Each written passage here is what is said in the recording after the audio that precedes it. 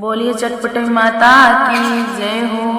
दोस्तों, आज आप सबके सामने एक चटपट माता की गीत लेके आए। आप लोगों को कैसे लगेगा कमेंट बॉक्स में अपना दुलार प्यार जरूर दीजिएगा। और दोस्तों, अच्छा लगे तो लाइक शेयर सब्सक्राइब कीजिएगा। देर ना करते हुए हम आप सबको गीत सुनाते हैं। चटपट मासू नीला पुकार मैया घर मोरयावा। चटपट मासू नीला पुकार मैया घर मोरयावा। चटपट मासू नीला पुकार मैया घर मोरयावा। आसन लगाए बानी कलश भराए बानी। आसन लगाए बानी कलश भराए बानी।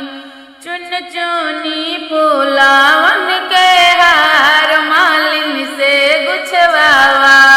चुन चुना फूलावन के हार मालिन से गुछवावा।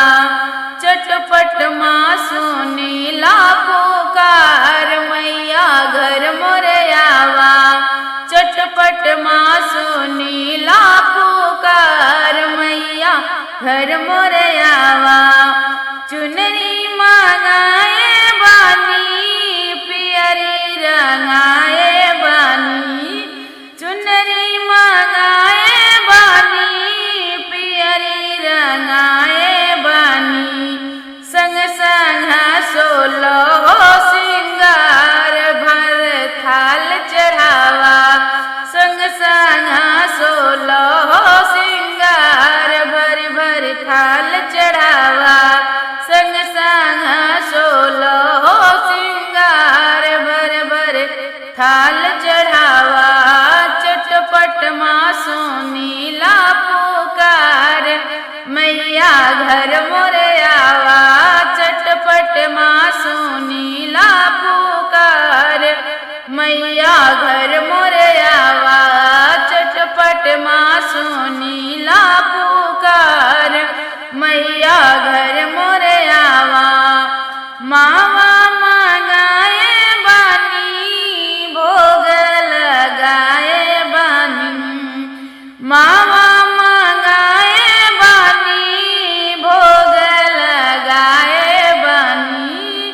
मावा मांगाए बानी भोग लगाए बानी।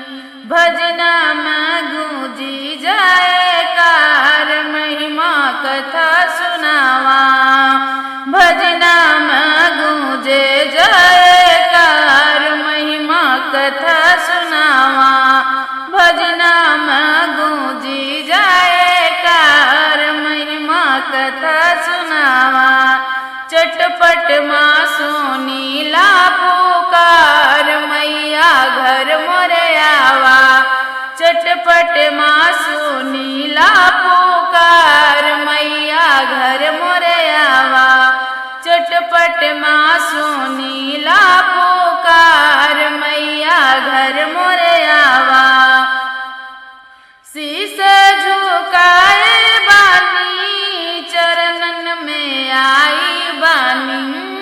शीश झुकाए बानी चरणन में आई बानी। शीश झुकाए बानी चरणन में आई बानी।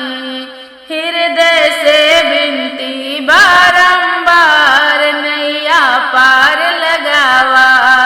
हृदय से विनती बारंबार नैया पार लगावा। हृदय से विनती बारंबार मैया पार लगावा।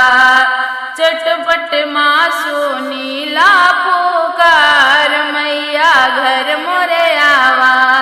चटपट मासू नीला पुकार मैया घर मोरयावा।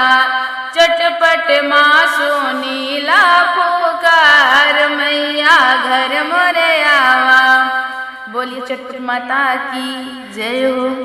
दोस्तों, ये गीत आप लोग को कैसे लगेगी कमेंट बॉक्स में अपना दुलार प्यार जरूर दीजिएगा। धन्यवाद।